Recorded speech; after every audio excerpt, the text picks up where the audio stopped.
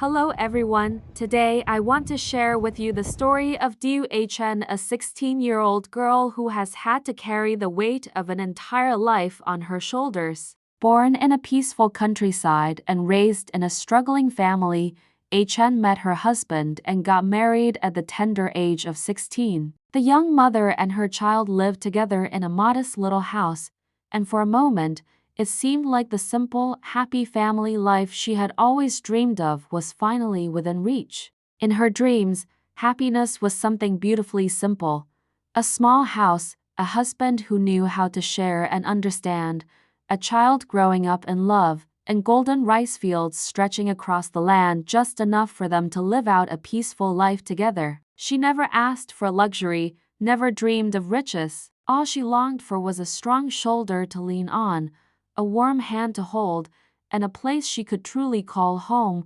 But reality was more brutal than even the darkest nightmares. The dream of a warm, loving home slowly faded with each passing day Hân spent in that house. The man she had once trusted with her life turned out to be nothing more than an irresponsible alcoholic. He was drunk from morning till night, indifferent to his wife and child, caring nothing for food or shelter. Every time he was drunk, he unleashed ruthless beatings on Hân. From the first slap to the careless kicks that followed, the violence became routine, as if her body existed solely to absorb his rage. The few possessions they had soon disappeared. One by one, he sold everything in the house: pots, fans, even the baby's clothes, just to buy more bitter alcohol. The home grew colder and emptier, not only stripped of furniture, but of love.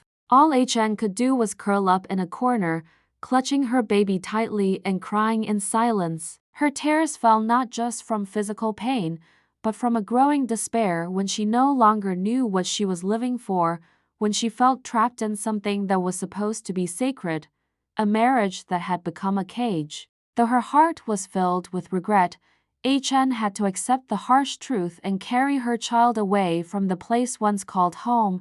It was no longer a place to return to. Only beatings, harsh words, and layers of fear remained. With no house, no relatives, and no job to hold on to, the mother and child set off on a life of wandering, unsure of what tomorrow would bring. Each day, Hân forced herself to walk the sun-scorched streets, picking up empty cans, plastic bottles, and scraps of paper to sell for a few coins, just enough to buy milk for her baby. She kept her head down, not out of shame, but from exhaustion. Her baby lay quietly wrapped in a thin cloth, tiny feet tucked into an old, tattered pair of socks, something Hân had salvaged from a garbage dump. She had no money to buy new ones, yet did everything she could to keep her child warm with all the love she had left. Their life was makeshift and full of hunger, but it never broke her, because beside her was a fragile little life, a child who deserved to live,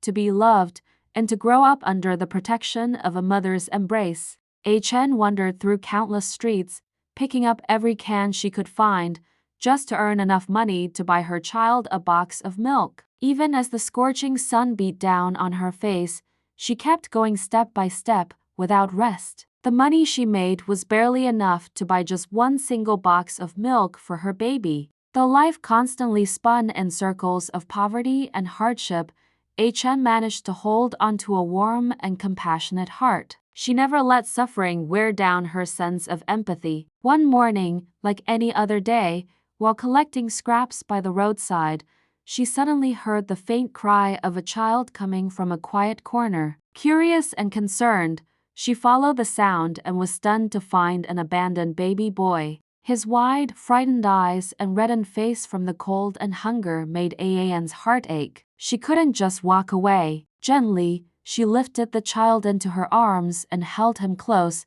as if he were her own. From that moment on, she carried not only her own child but also a stranger's baby, walking from place to place in search of someone kind enough to take him in. She knocked on one door after another, her eyes pleading, her voice trembling as she told the baby's story, but nearly everyone shook their heads. Some feared trouble, others worried about the burden. Though disappointed, Hân did not give up. She kept walking, holding on to the belief that somewhere out there, a kind heart was waiting. Finally, after many rejections, a humble farmer quietly listened to Ayan's story. He looked into the baby's face nestled in her arms, eyes filled with thought, and gently nodded his head in agreement. Overwhelmed with emotion, Ayan bowed deeply, expressing her gratitude again and again. Handing over the baby to someone who could offer him a real home, Ayan held her own child and continued her journey. The road ahead was still filled with hardship, but in her heart now glowed a small light of hope and humanity.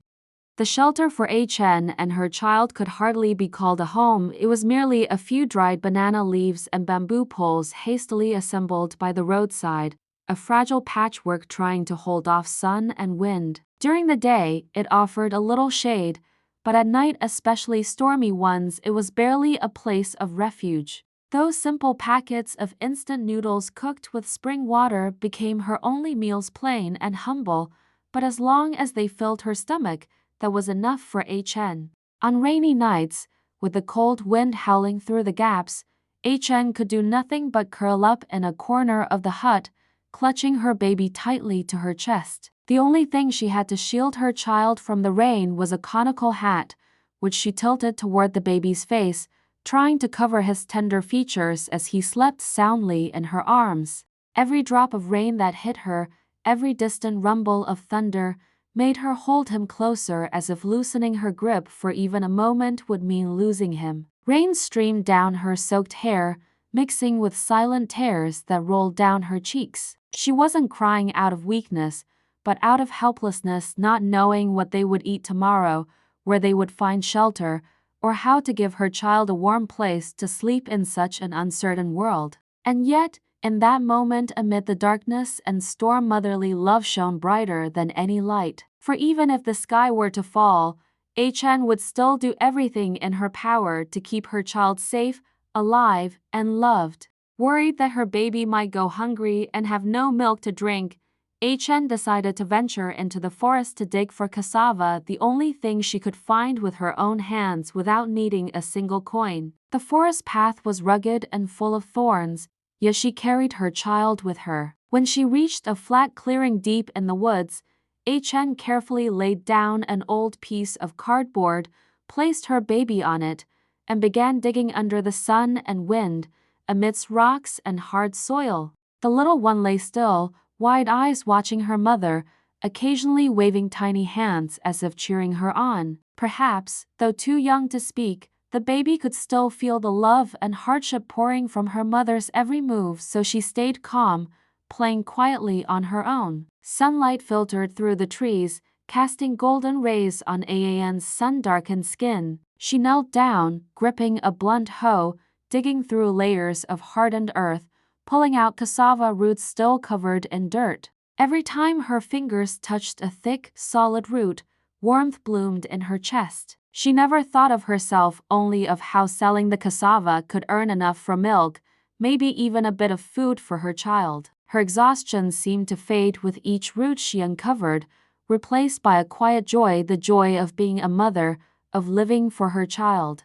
That day, Ayan managed to dig up quite a lot of cassava. Her hands were bleeding, her shirt soaked with sweat, yet a quiet, unwavering smile still lingered on her lips, the kind of smile only a mother could wear when pouring every ounce of her strength into building a better future for her child. After neatly packing the cassava, Ayan gently picked up her baby, wiped the sweat from the child's forehead, and strapped her to her chest. Then she tied the bundle of cassava with a worn-out rope and lifted it onto her back. Her body staggered under the weight, but she walked slowly and steadily out of the forest. Every step tested her physical limits, but not once did her eyes show a flicker of doubt.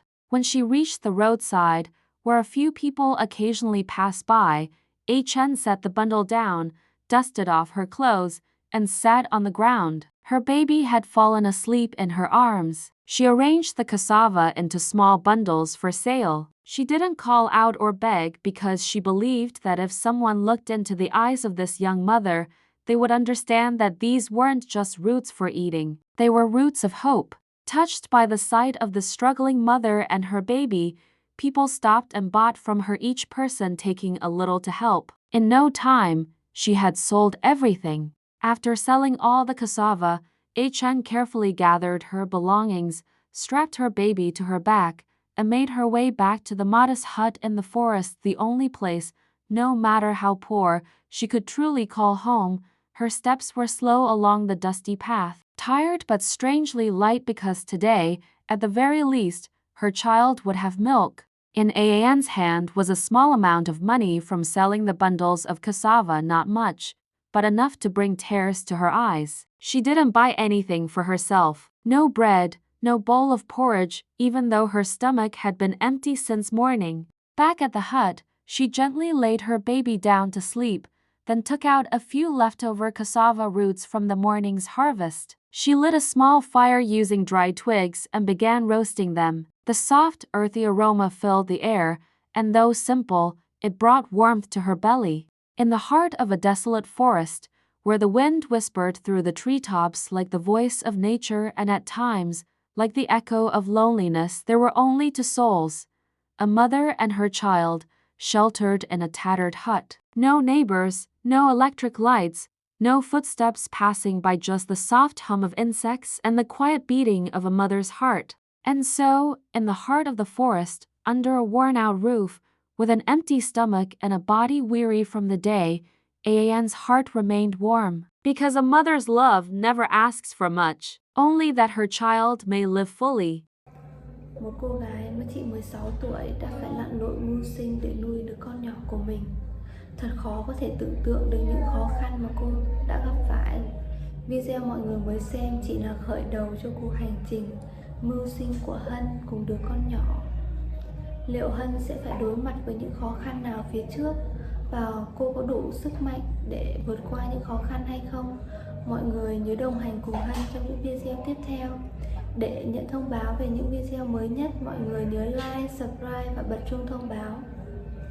Cảm ơn mọi người đã xem hết video, rất mong được mọi người ủng hộ và đồng hành cùng kênh của mình trong những video mới nhất. Xin chào và hẹn gặp lại.